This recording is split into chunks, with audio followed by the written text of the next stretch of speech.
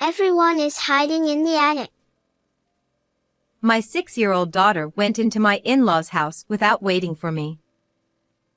The in-laws, who were supposed to be resting due to illness, were nowhere to be found, and I had a very bad feeling, starting to sweat in my hands. Hello?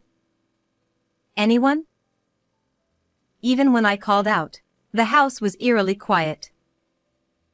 Then, my daughter, who has a mysterious ability, headed straight to the second floor without hesitation. I peeked into the attic, which was stiflingly hot like a sauna, and widened my eyes. To my shock, I found my in-laws in a completely changed state. And then, an even more shocking truth came to light. I'm Sasha, 34 years old. My daughter Maya, who is 6 years old and in first grade, is very precocious. Daddy, look.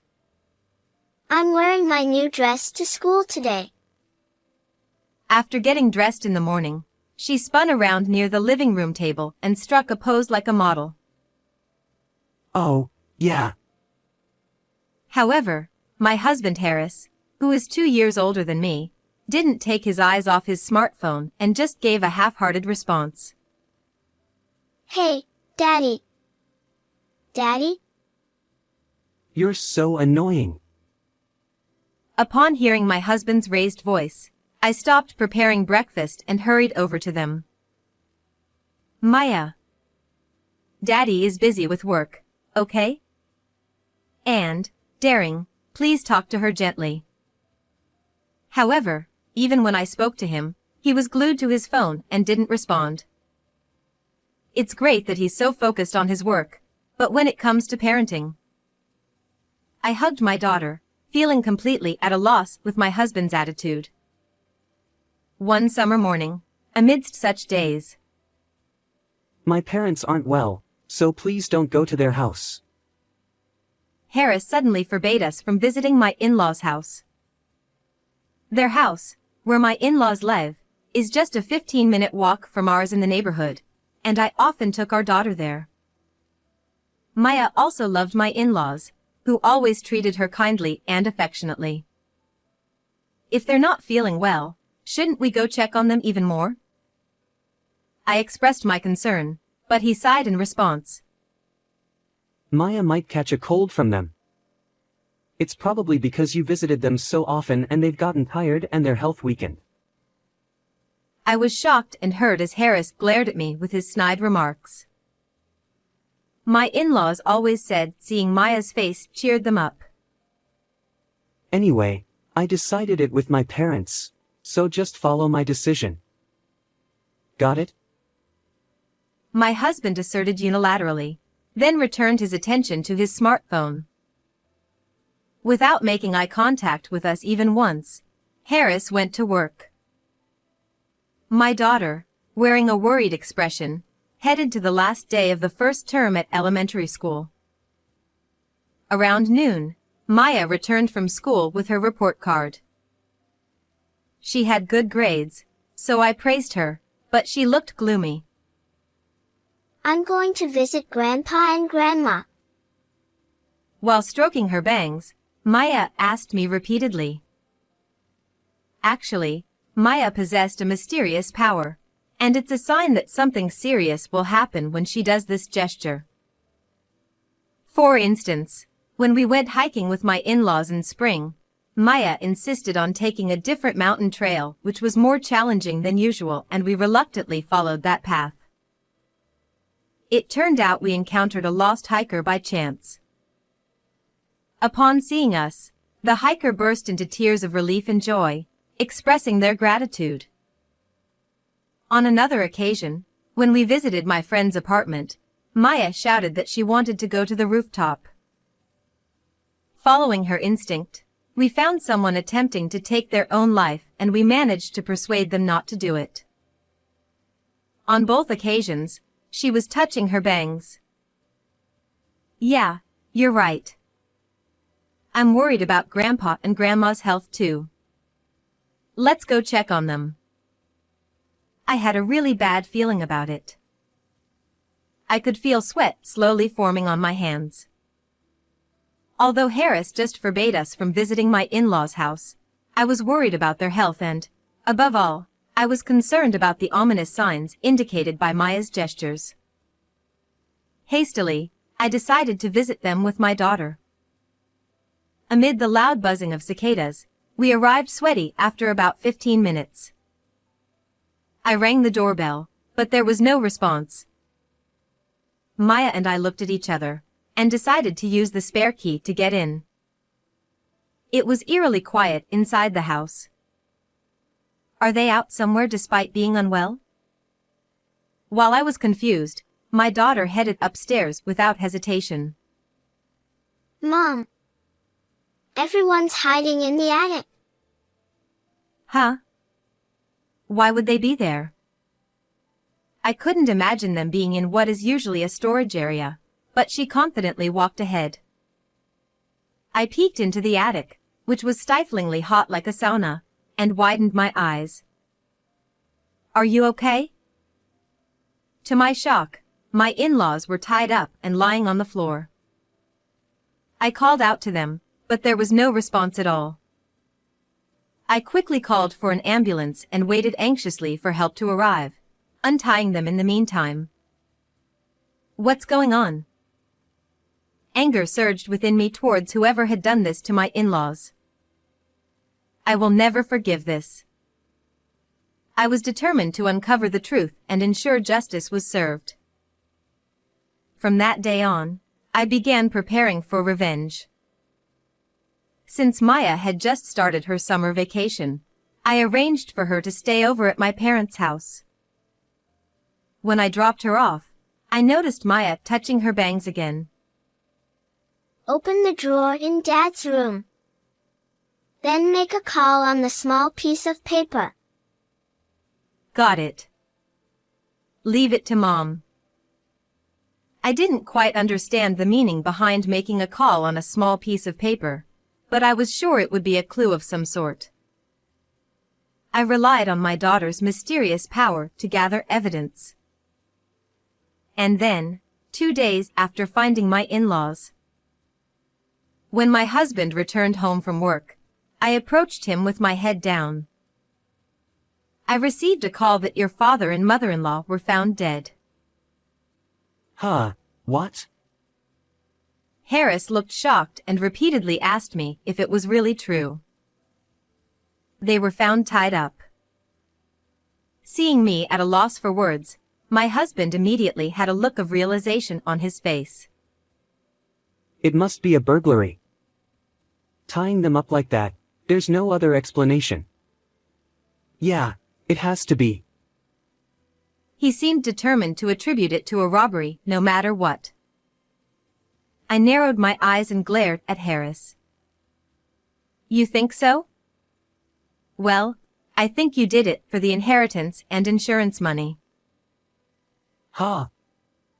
Ridiculous. There's no way I would do something like that. My husband clicked his tongue, and then took out his smartphone and started using it again. Despite just hearing about his parents' death, he seemed busy, staring at his screen and tapping away with his fingers. Hey. Even at a time like this, you're on your phone? Are you that concerned about something? Like stock trading?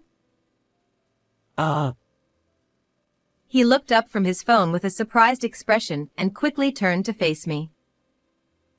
I took out 2 pieces of paper from the shelf and placed them on the living room table. You haven't put down your phone because you're trying to recover from investment losses by trading more stocks, right? How do you? The paper I presented was a printout of an email notification showing $80,000 in stock losses I found on the computer. The other sheet was an IOU for $80,000 debt that was found in the drawer in his study, which my daughter had told me to open.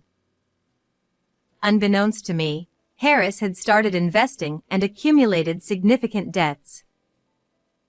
He turned pale upon seeing the evidence and confronted me aggressively. Is it a wife's job to snoop around in other people's things? Huh?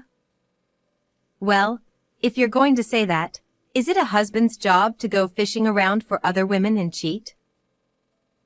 Actually, while I was going through his computer records, I found evidence of Harris's infidelity. Emails, photos, schedules with his mistress, and more. When I found the evidence, I felt like I was going to collapse. At the back of the drawer, there was also a business card from the woman he was seeing, and it belonged to a shady place. The small piece of paper Maya had mentioned was the business card. I stared at my husband, then pulled out the stack of printed emails and photos and thrust them towards him. You have so much debt and have a mistress. You planned to start over with the inheritance and insurance money, didn't you? But to my surprise, Harris started laughing. Wow, you managed to dig up all this in such a short time. Quite impressive for someone with too much free time. Were you also after my parents' money? He seemed to misunderstand, thinking I was happy about my in-law's death and looking for inheritance-related documents. He sat down heavily on the sofa, crossing his legs, and smirked. Well, you know, a 20-year-old young and beautiful woman got obsessed with me. And I'm starting to get tired of an old hag with a kid. He had a lewd look on his face and started talking nonchalantly. He looked so pleased, even puffing up his nostrils, that I couldn't help but feel utterly disgusted. I failed in investments, but I can wipe that out with the inheritance. It was a good lesson for me. It's a fresh start. He couldn't even cover his own losses, yet he was confident and showed no sign of remorse or reflection. No way that's acceptable. I shouted angrily, but Harris just grinned smugly, looking triumphant. There's no proof I did anything to my parents. It's only natural that the inheritance comes to me. Is there something wrong with that? My husband started getting cocky and joking around. It's all completely wrong. A thundering voice echoed through the house. Harris turned around in shock, and there was my father-in-law standing there. Dad! Seeing his parents, whom he thought were dead, Harris shrilled and panicked.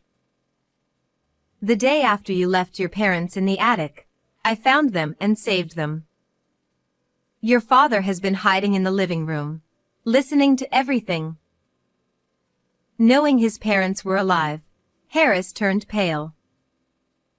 With his parents as undeniable witnesses, he had no way to escape the consequences of his actions. After they were taken to the hospital by ambulance, they were saved thanks to medical treatment. Then my in-laws told me the truth.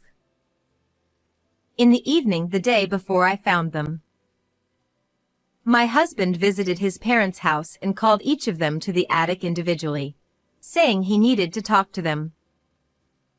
First, he tied up his mother and hid her when she was alone, and then he did the same to his father when he returned home and left him on the floor. It seems Harris intended to finish them off with a knife or something, but at that moment, he received an urgent phone call. He made a displeased expression, and said, It's summer anyway, they'll probably just die from heatstroke. Then he tightly gagged them to prevent them from calling for help, and headed to work. My in-laws tearfully recounted this to me. Surely, if they had been found just a few hours later, they might not have survived. Before talking to the police, I really wanted to hear your true feelings directly. I never imagined you were such a dirty coward. Exactly. You have no idea how much they were suffering when I found them. Harris started trembling as both his father and I blamed him. He must have been afraid of getting caught by the police. While we were trapped, your mother looked lifeless, but I couldn't move. I felt so useless. And yet, you were too busy cheating. My husband curled up under his father's yelling, which was so loud that it felt like an earthquake might be happening. But I won't ever meet such a wonderful woman again. I just wanted to see her one last time before getting caught. At this point, Harris started crying, still thinking about his affair partner. Right. It's too soon to feel so down. Why don't you call her? When I suggested this, my husband picked up his phone as if it were his last hope. However, when he tried calling his affair partner, a message played. The number you have dialed is no longer in service. It became clear that her number had been deactivated. Harris didn't give up and called the shop, but the manager told him that she quit and abruptly hung up on him. My husband looked dumbfounded, clearly not understanding what had happened. Actually, yesterday I contacted the woman to confront her about the affair. She was furious when she found out you were married. When I explained in detail how Harris's affair partner had cursed him as a damn bastard and sounded furious over the phone, he widened his eyes and froze in shock. When I told her that you also had debts, she said she had no use for a broke man and quickly ended things.